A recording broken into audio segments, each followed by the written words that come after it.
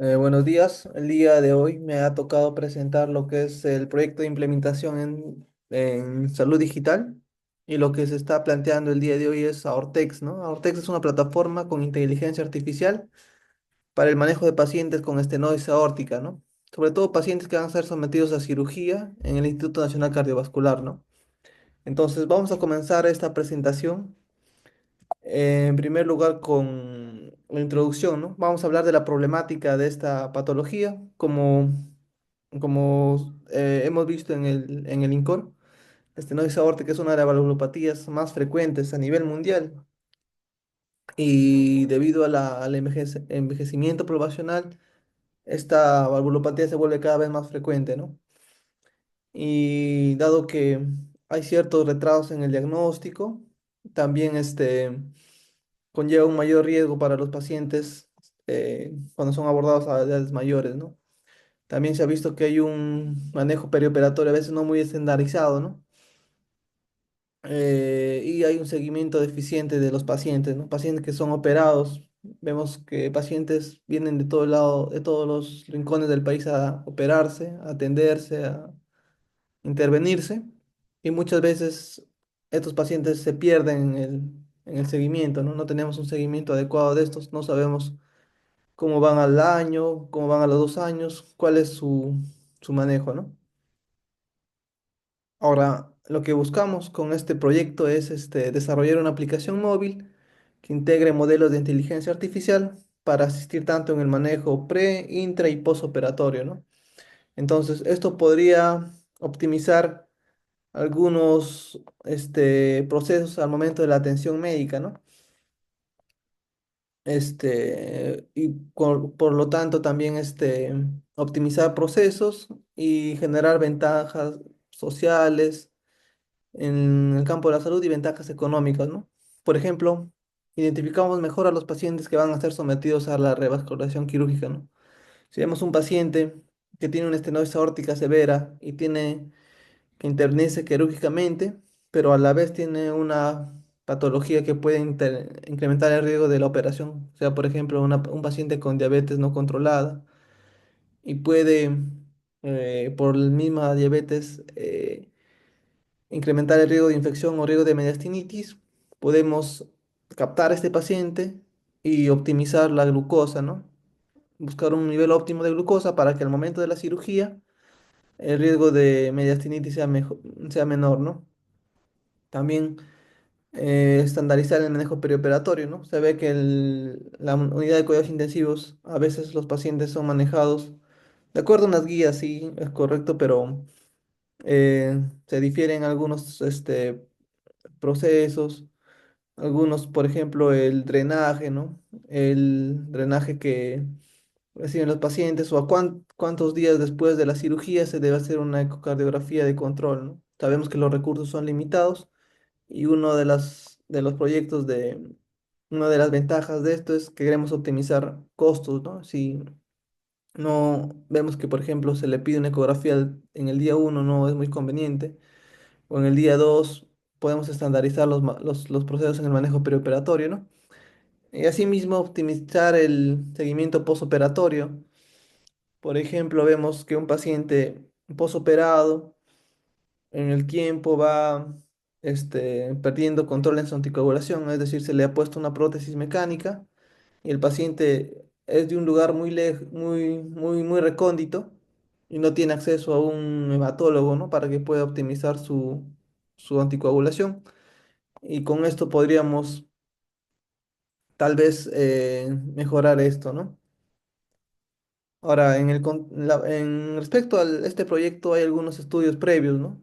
Donde se ha demostrado, como mencionamos acá, que la inteligencia artificial tiene una sensibilidad de 92% para el análisis de estos pacientes, ¿no? Sobre todo ecográficamente, ¿no? Podemos calcular la velocidad y el gradiente medio a nivel de la válvula órtica para seleccionar o establecer una lista de prioridad en algunos pacientes, ¿no? Vemos que hay pacientes, por ejemplo, que tienen una estenosis aórtica crítica y hay otros pacientes que tienen estenosis aórtica severa, ¿no?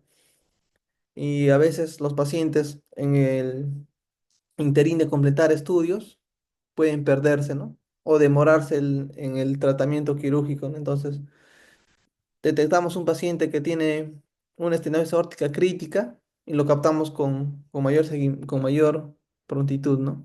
Y esta sería, por ejemplo, una ventaja de las herramientas digitales, ¿no? Algunas definiciones y términos claves serían, por ejemplo, que el procesamiento de imágenes con deep learning, seguimiento a través de las imágenes ecográficas, tomografía, cateterismos, modelos convolucionales para automatizar la evaluación de la función valvular, ¿no? Ver el grado de calcificación, ver el anillo y todo esto, ¿no? Asimismo, a nivel de la historia clínica podemos obtener patrones para ver cómo va la evolución del paciente, ¿no? Y asimismo extraer información relevante para la toma de decisiones clínicas, ¿no? En el segundo punto de esta presentación podemos hablar de lo que es la formación del equipo, ¿no? Este equipo es multidisciplinario y cada integrante tiene un rol y una función establecida, ¿no? Estos solo son algunos por mencionarlos: cardiólogos, cirujanos, ecografistas, ingenieros de software, que con roles y funciones establecidas pueden encargarse de cada proceso, ¿no? Por ejemplo, los cardiólogos pueden encargarse de captar a los pacientes, hacerles el seguimiento, si van a intervenirse quirúrgicamente. Ya hay una eh, coordinación previa con el cirujano y vamos viendo qué factores de riesgo a través de este software hacen que el paciente tenga mayor riesgo, ¿no? Mayor riesgo. También al momento cuando el paciente ya se opera y sale de alta, al momento de la rehabilitación, sea por un seguimiento ecográfico, podemos ver cuál es la evolución del paciente, ¿no? Si hay riesgo de disfunción de prótesis o riesgo de mismatch, ¿no?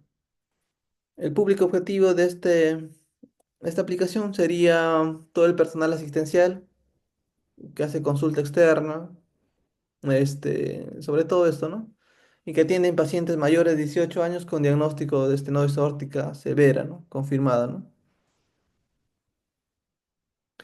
Bueno, el entorno de esta aplicación móvil serían todo el personal de salud que trabaja con pacientes con esta valvulopatía, ¿no? Y sobre todo para optimizar el manejo intraoperatorio y al momento del alta, ¿no? El entorno facilitador serían todo el personal que al momento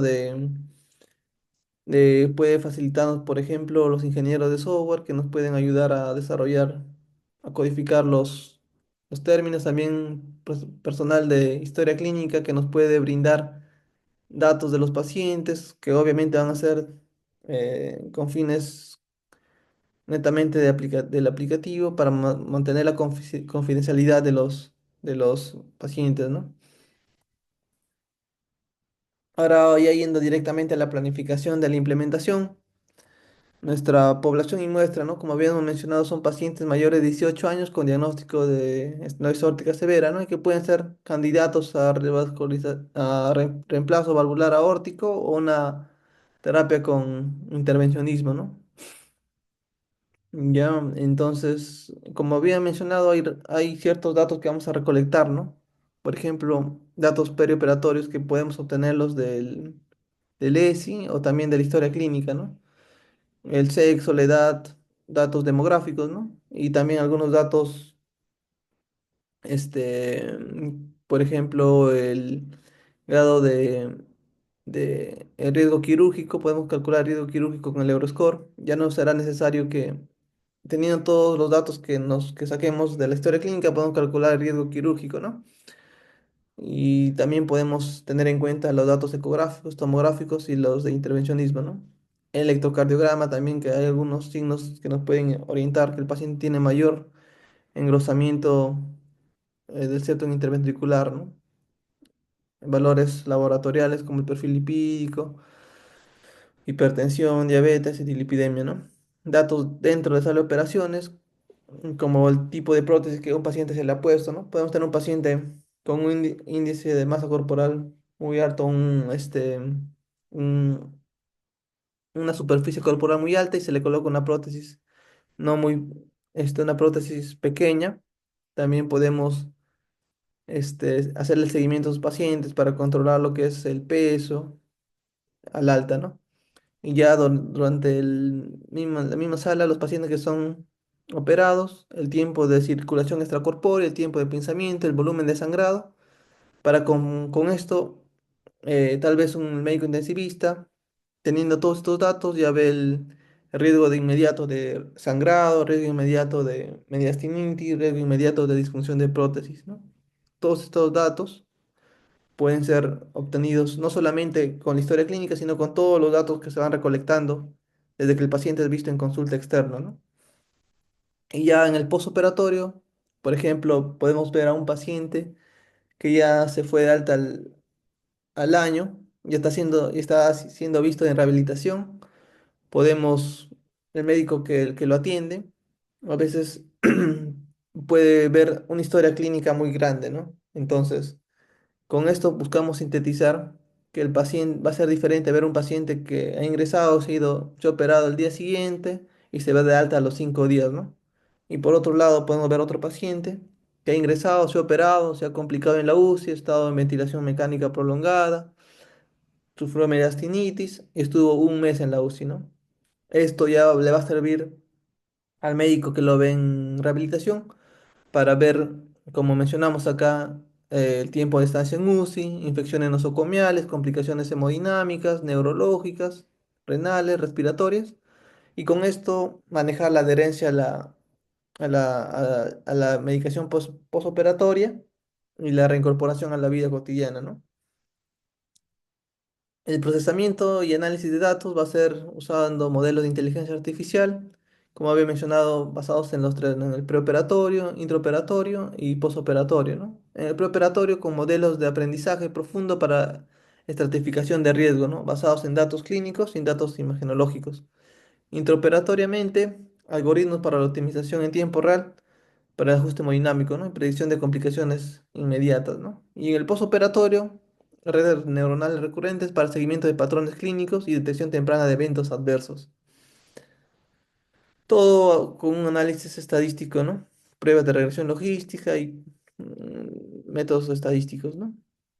La validación y prueba piloto, que también es algo que buscamos con este aplicativo, es que se utilice una prueba piloto con 5 pacientes para evaluar la precisión de sus predicciones, ¿no? Una parte de implementación técnica también son, como había mencionado, la implicación perioperatoria, pero esto es un desglosado de lo que en realidad vamos a hacer más detallado, ¿no? Por ejemplo, habíamos mencionado en la evaluación preoperatoria, por ejemplo, el estado clínico, vemos la afectación de la válvula aórtica, si es una válvula con velos calcificados, una válvula con el anillo calcificado. También vemos otros factores que se ven en la consulta externa, se ven en la hospitalización, se ven en la UCI, se ven en el proceso de rehabilitación, pero de una manera sintetizada, ¿no? Podemos ver, por ejemplo, el grado de si el paciente tiene insuficiencia renal crónica, si tiene lipidemia, tiene patología pulmonar, si es tabaquista, si tiene un infarto previo, ¿no?